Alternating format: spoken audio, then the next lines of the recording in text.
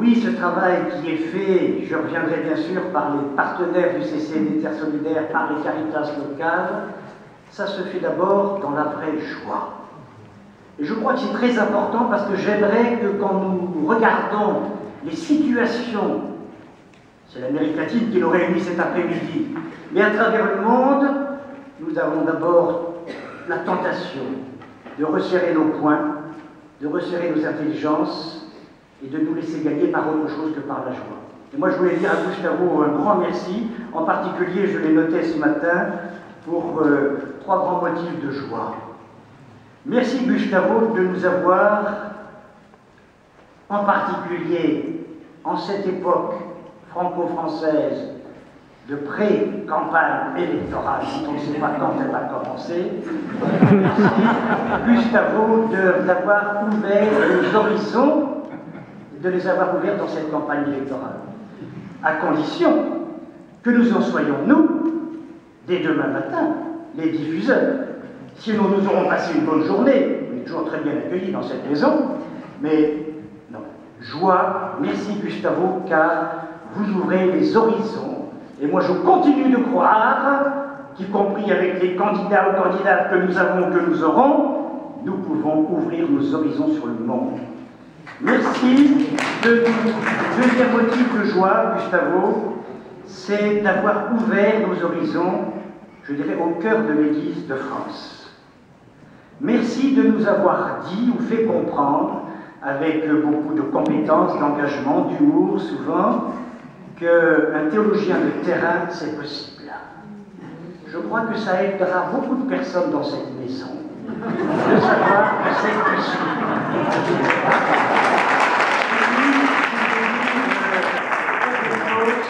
Le troisième motif de joie, c'est merci de nous dire, aussi bien pour le passé, mais pour le présent que nous allons vivre ensemble, que nous vivons ensemble, qu'une Église qui a fait l'option préférentielle pour les pauvres n'est ni ringarde, ni ancien combattante, ni triste, ni dépassée, mais qu'elle est tout à fait vivante, cette Église-là aussi. Je souhaite, comme membre de l'Église de France, que je l'entende et que j'entende votre message d'espérance. Comme je ne peux jamais laisser les dominicains sans parler tout de suite d'un jésuite, je voulais rapporter une lettre que le père Teilhard de Chardin écrivait en 1936. Vous savez qu'il écrivait beaucoup à ses cousines, ou à... Une de ses cousines a dû lui dire « Oh là, ça va pas, l'autre monde est foutu, l'église est nulle, etc. » Puis en plus, vous avez les emmerdes, etc. Et Teilhard lui répond beaucoup de choses. D'abord, il lui répond cette phrase que j'aime bien. « Ma chère cousine, je dois vous avouer que la saison actuelle est un peu lourde. » On peut admettre que la saison soit un peu lourde, et en politique, et dans l'église parfois. Mais il nous dit surtout dans ce texte, il faut redire, je n'ai pas appris la citation exacte, mais la fin est juste, il faut redire aux chrétiens qu'il leur faut être ouverts, les yeux ouverts sur, et ça c'est sa citation, sur tout ce qu'il appelle les efforts sacrés d'une naissance.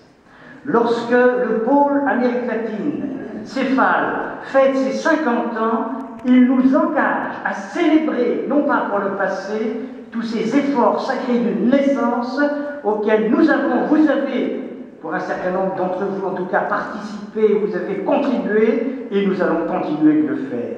Donc, cette réflexion que je peux vous proposer, c'est dans cette joie, joie consciente, joie sereine, d'être aux côtés des efforts sacrés d'une naissance, en Amérique latine, bien sûr, et nous verrons.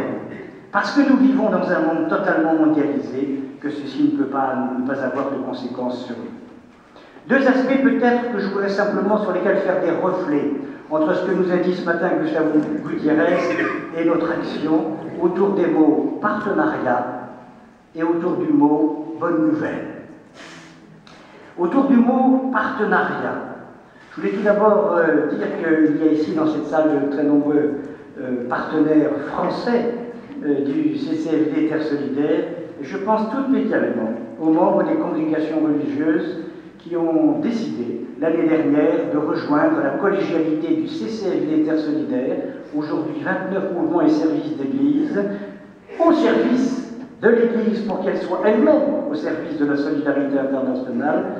Ces congrégations, aujourd'hui 67, 68, je ne sais plus, ont créé un institut religieux de la solidarité internationale pour marquer leur présence au cœur du CCLD Terre Solidaire. Je pense que ça aussi c'est une grande joie, car si nous avons à partir en Amérique latine, si nous avons à y envoyer, c'est ensemble que nous allons le faire. J'étais très impressionné par ça. Mais pour moi, c'était, vous savez que j'ai été longtemps à l'ACAT, à l'Action des chrétiens pour l'abolition de la torture. Un jour, j'y faisais un week-end, il y avait notre numéro 2, Martin, 8 ans. Le frère hôtelier nous accueille, on a dit qu'il y a beaucoup de choses à faire, confie-nous Martin. On a confié notre Martin au frère hôtelier, qu'il a lui-même confié au frère Vacher. Il s'est trouvé que ce jour-là, une vache a trouvé bon 2 mètres bas. Vous imaginez notre petit Parisien à 8 ans voir les efforts non seulement de la vache, mais du frère Vacher qui a monté tout ce qu'il a monté pour sa tête, etc. Et puis voilà que nous arrivons au maître.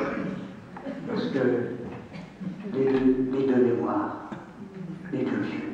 Nous arrivons au maître.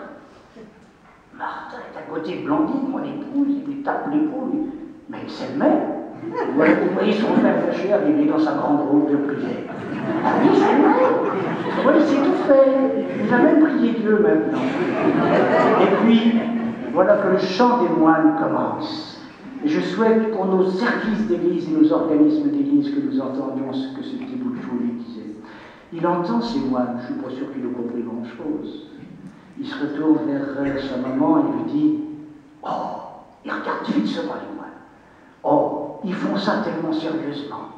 J'ai l'impression qu'ils veulent réussir. » Ce que je souhaite, chers amis, c'est qu'à travers notre service d'église, à travers notre engagement politique, y compris parfois dans nos positions, y compris dans la résistance, y compris dans la construction, dans la proposition, nous permettons